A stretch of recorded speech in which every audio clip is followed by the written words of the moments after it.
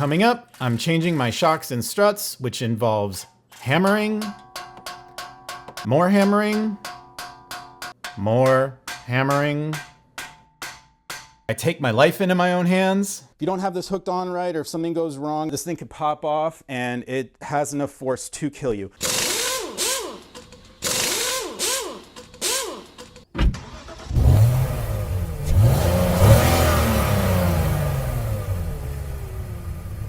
So we're doing shocks and struts on my E90 BMW. It's a 2007.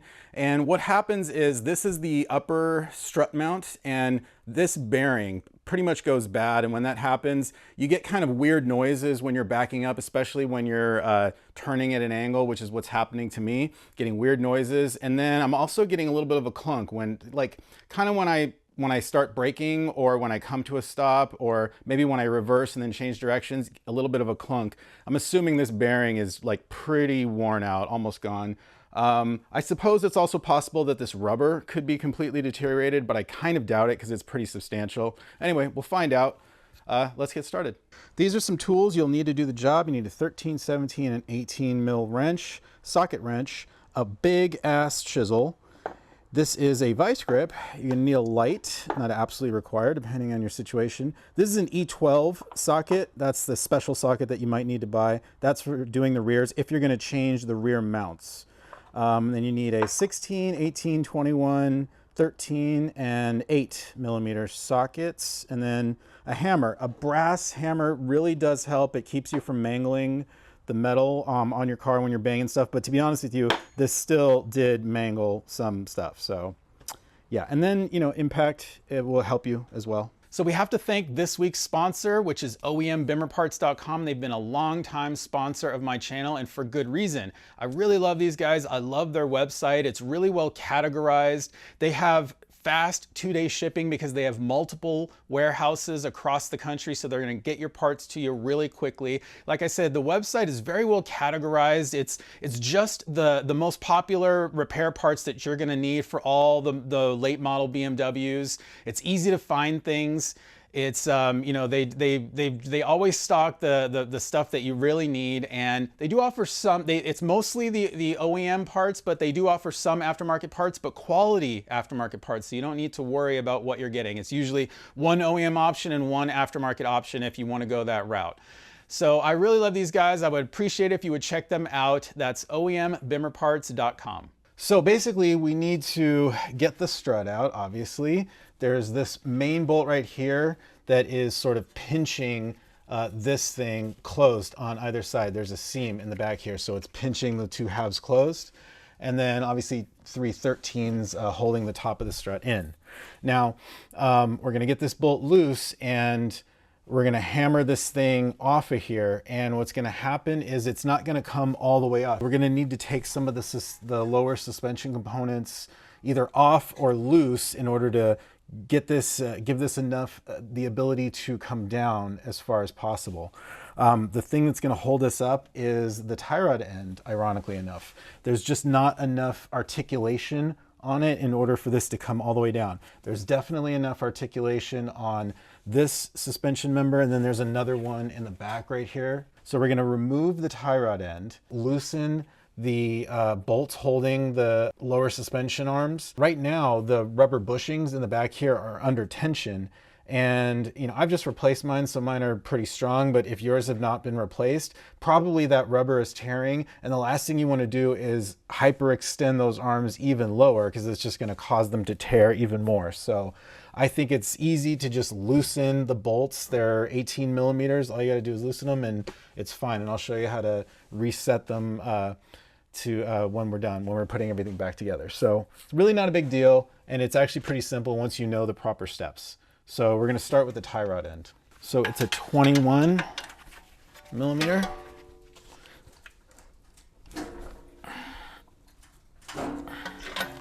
So I could go lock the suspension, which is probably what you should do, but I happen to have a bigger impact and a swivel socket, which will let me get in here and do this.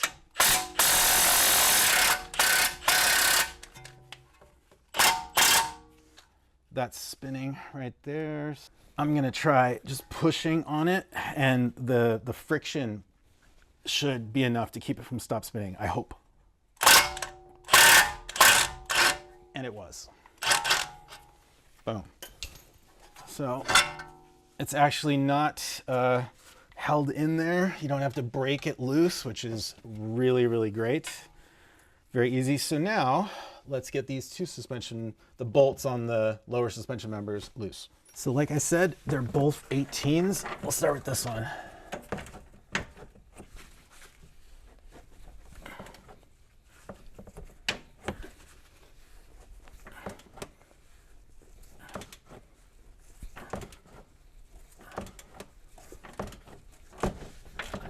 So the nut is kind of like counter held in there, so you don't have to slip a wrench on it, which is nice. However, you do need a wrench for this one.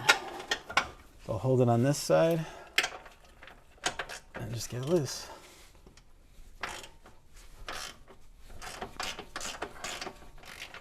See, very simple. Okay, now let's get the bolt off, that pinch bolt. That is also an 18, and you need to counter hold it on the other side with an 18.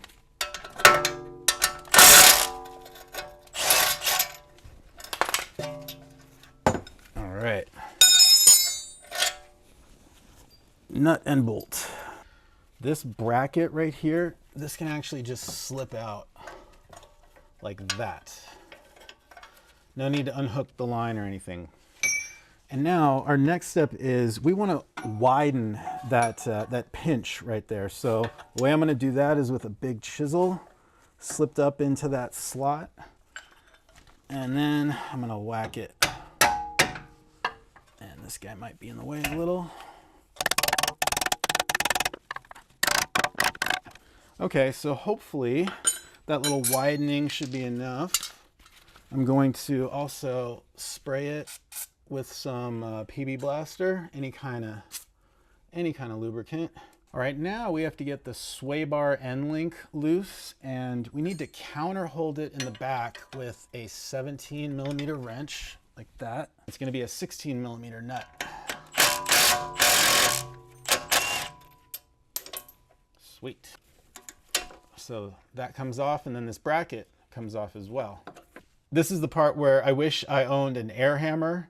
I keep not buying one because I'm like, oh, I don't want to do that to my neighbors. But you know what? I'm still hammering anyway, so I probably should. Anyway, I'm going to hammer on the knuckle, and that should hopefully drop it down.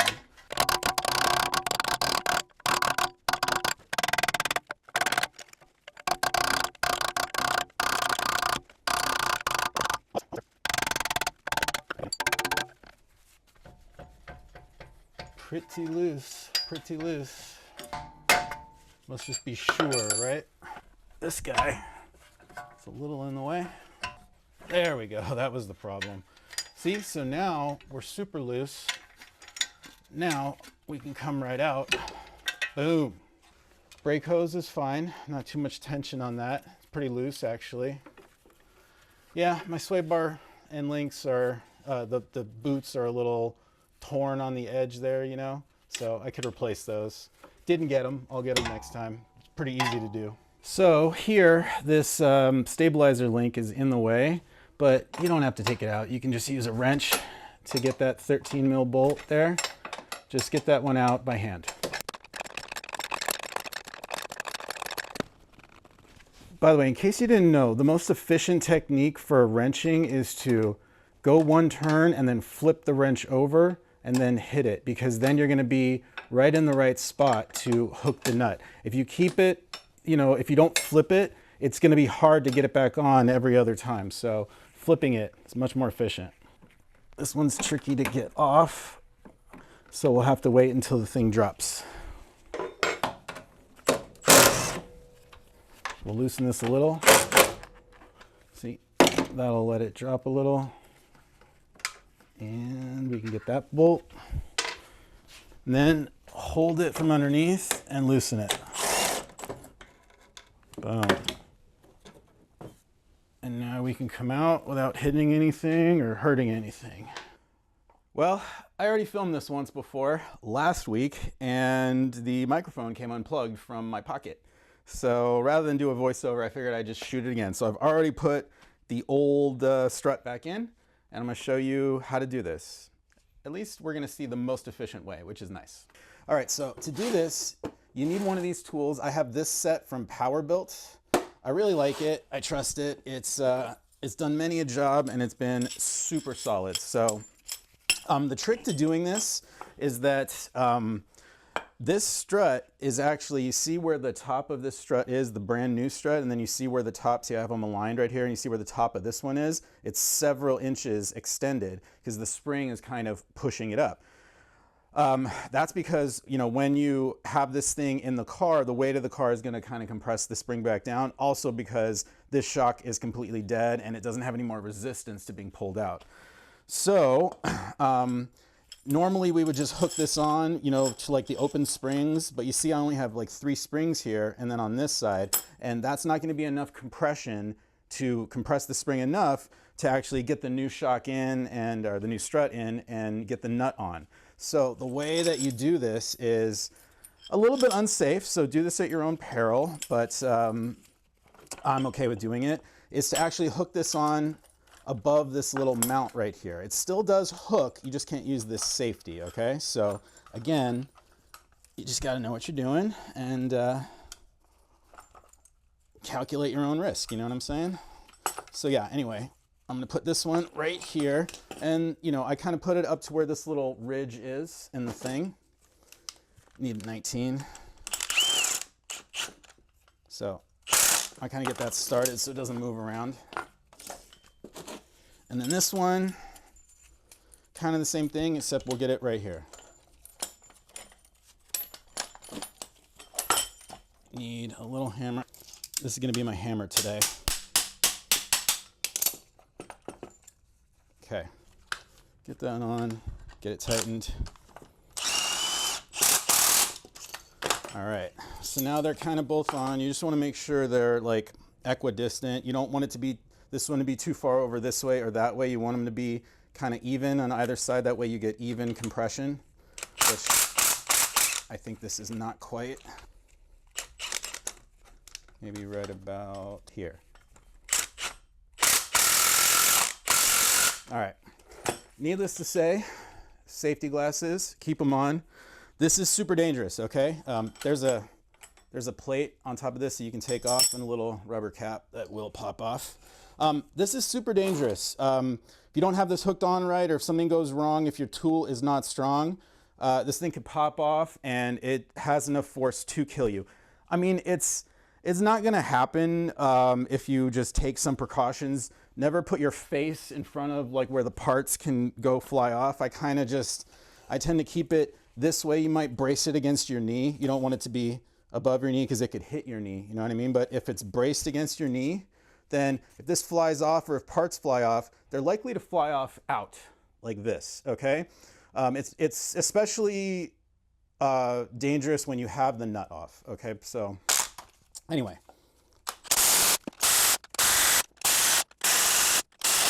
So I felt that give way. It's now loose right here. I think I'll go a little bit more. That way I give myself just a little leeway. To get the nut out of the top, you see how there's room for an Allen wrench, but the thing is, if you're gonna use a socket, you still need to use a socket, and if you were to use an Allen wrench, you would need a socket that has wrench flats on it so you can turn it like a wrench. So they do make special sockets for that, but I don't have one, so what I use is, obviously, as you can tell, vice grips. Pull this guy down. We'll go through it, and what I do is I grip the top of the strut where the bump stop is gonna be. And I mean, this is the old one, so it doesn't matter where you grip it, but it matters on the new one. You obviously wouldn't want to grip it down below right here because that's where the seal is gonna ride. So don't grip it down below, even though it's easier. Grip it up above where the bump stop is gonna be, and that strut can never go down inside there. So you're gonna be fine. Now we'll get that off. All right, take the thing off right there and then pull the strut out, and that way it's easier to get this out up at the top. So there's this washer, it's kind of conical, the flat side goes down, and then there's another little washer on here that's kind of capping the open bearing right there. So there you are. Now, here's where it's dangerous. You know, in this state, this is when it's most dangerous. So, you know, be aware. So old nut, we're reusing that stuff, and this stuff is old. Anyway, the bump stop and the new thing, they go like this. This little part of the bump stop actually clicks into this up here. Kind of, see, like that. That's kind of how it goes. So that goes like this, okay? And then in the car, when the spring's compressed in the car, it'll sit kind of like that.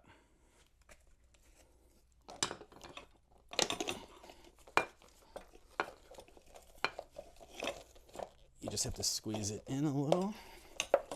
Probably easier if you shove it in first. There we go. Now, the old strut, we are not done with it. There's a little rubber thing on it. Don't forget to transfer this over, okay? So this goes right here. There. All right, I got it in. So now this goes in. And remember, the little end of the spring fits right in there. So that's how you should align them. And now you see, I definitely have enough to put the thing on, the new thing on, whatever it's called, mount. So that little washer goes in, the cup side goes down. This one, the flat side goes down, the concave side goes up. And then you can kind of get this in, and then if it won't go in, you can just pull the strut out just a little bit, but in this case, it did slip on like that. And then you got your new nut that will thread on. And then, like I was saying, once you got that a couple turns, you know, danger's over for the most part. So here, I got to turn this over because my area is right here. Like that.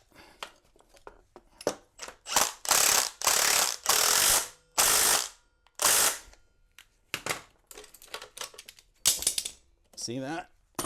Make sure that guy's aligned correctly. We're about there.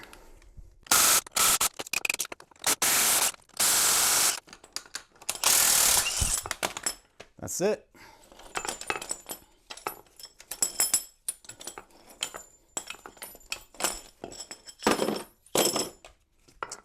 We're good to go. Back in the car. This plate goes like this. There's a little alignment nub right there. Goes like that. And then you got the cap.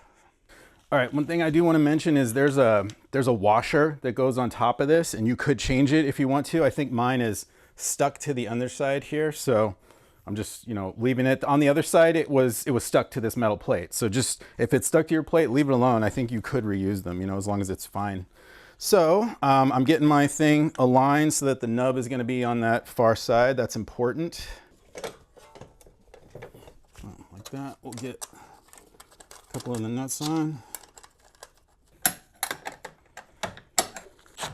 Try to put your nuts where the outlines are of the paint, you know, where it scraped the paint, because that's how you got your alignment right.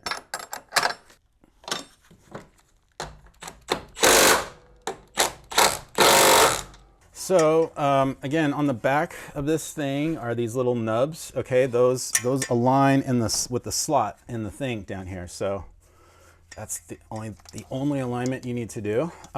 This thing right here is where this will stop. So that's what that's for. Now make sure you get this cord, you keep this cord on the front of the thing right here. You don't want it to, you know, get off to the side, obviously. So keep it on the front. And then we can just lift this up into place.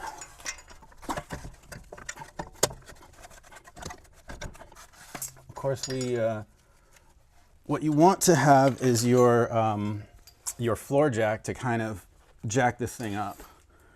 I forgot to bring it, so one sec. And if you have any kind of problems, just kind of tap it with the hammer, and that'll alleviate your problems. Like bang, bang, bang. And there we are. You want to slip this bracket right back here. Remember, it kind of goes between these two things. And then bolt back in.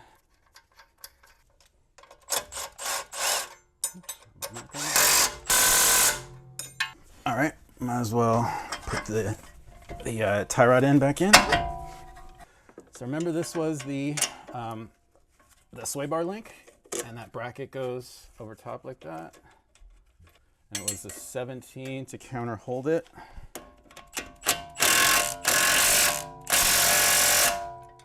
So I unlocked the steering, turned it out, locked it again. In this case, actually, I don't need to lock it again because we're pulling out this way.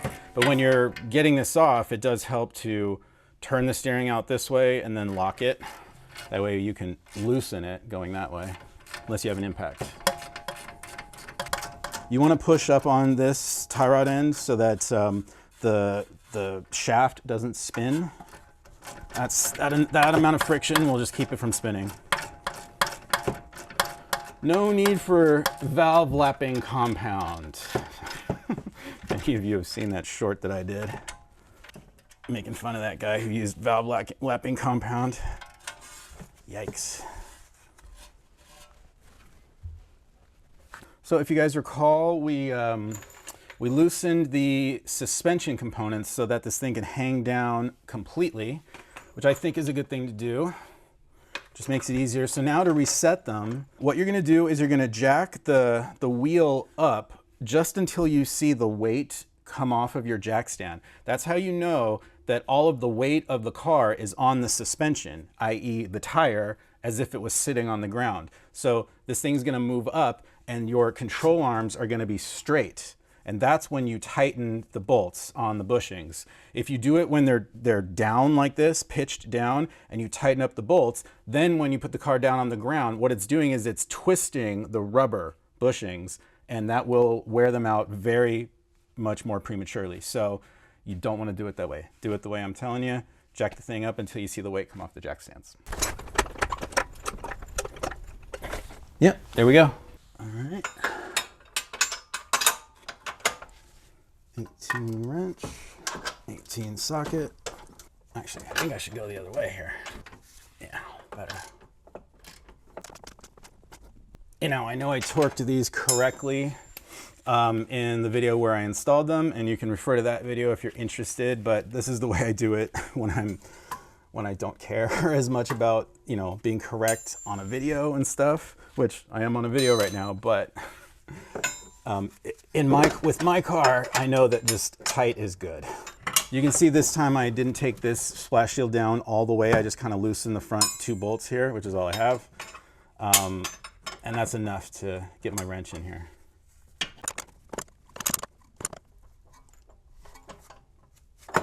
There we go. So guys, the hardest part of doing the rear shocks is dealing with this trim. So you can get to the bolt on the top of the shock. You got to take off this trim.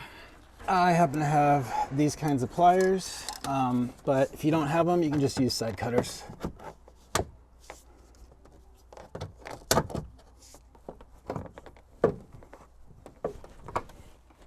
Probably don't have to take the ones on the front off here.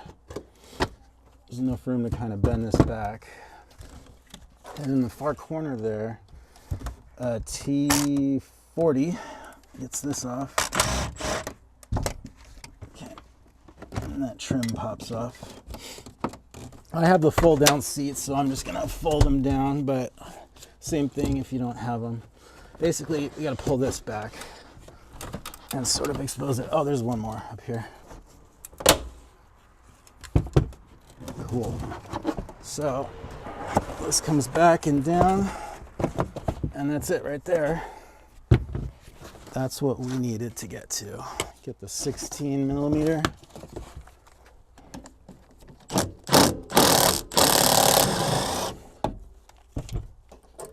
That's the old mount. That's it for up here. And down here, we just have 117.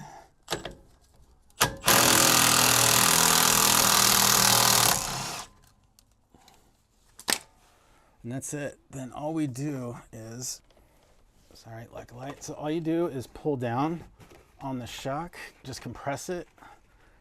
You got to get this part down too. That's the top mount, boom. And you just get it out of there, pull it out. And that's it.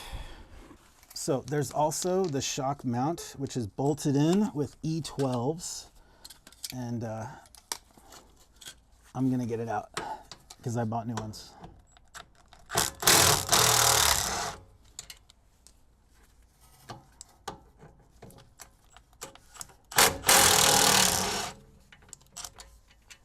Boom, and then it just comes out.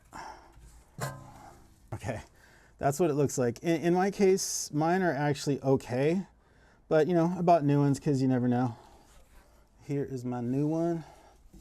I'll just toss it in.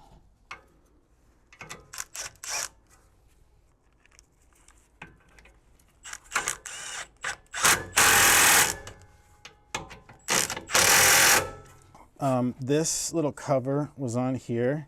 This one's pretty deteriorated. I unfortunately did not buy new ones of those, but I don't think it matters. So here's this mount right here. That's that one. This plate we're gonna reuse. It sort of is covering, it's like covering this guy right here. So I think in this case, I gotta take it off and pry this out. It's all messed up, man. It's all dry rotted is what it is. Cool, okay. So we're reusing that guy because it's just a piece of metal. And then this goes here like that. And then this goes here like that because this goes over it and kind of covers it like that. So yeah, I'm gonna use it. It's still good up here. And then all you do is put it up in there, compress it really and put it up in there. It's gonna be hard for me to get a shot of that, but. So there we go. We just kind of find the hole, compress it down, and then put it down in place. Hopefully you can see that. See how it goes right there. And then we'll bolt it up. I did not need to counter hold the bottom because of the friction on the other side. All right, and I bought a new shock mount for the top. Comes with integrated bolt. Maybe I have the yellow thing on wrong. Okay, I have this top thing on incorrectly. I put that on upside down. So that's the problem. Come down, come down, come down. This got to get flipped around. Flipped around like that. So that it's like that. That was my problem. That is my problem. Yipes. And now my problem is the mount. Okay.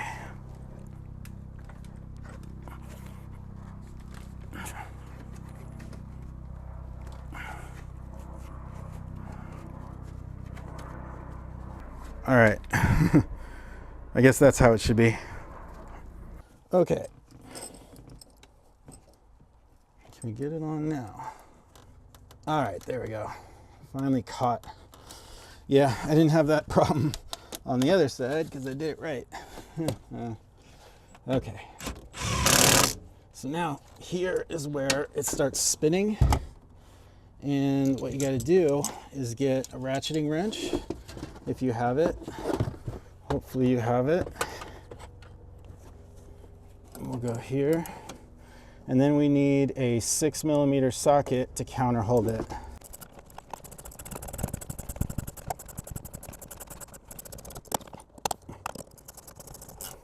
You could go the other way. You can get a 16mm, regular 16mm wrench and then use the ratchet in order to turn.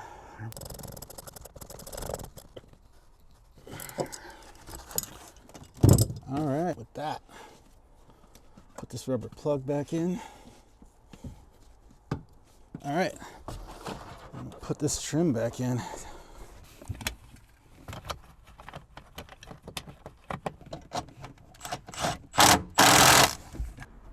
these back in.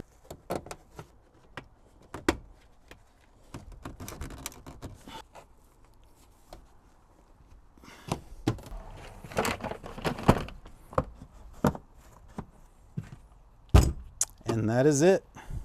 So that's it, guys. As you saw, it really wasn't that big a deal. As long as you know how to do it, as long as you have the right tools, you can definitely do it yourself. Please check out OEMBimmerParts.com. They're my sponsor on this video. They graciously provided all the parts that I used, and there are going to be links in the description if you want to get those parts too. I'll catch you guys on the next one.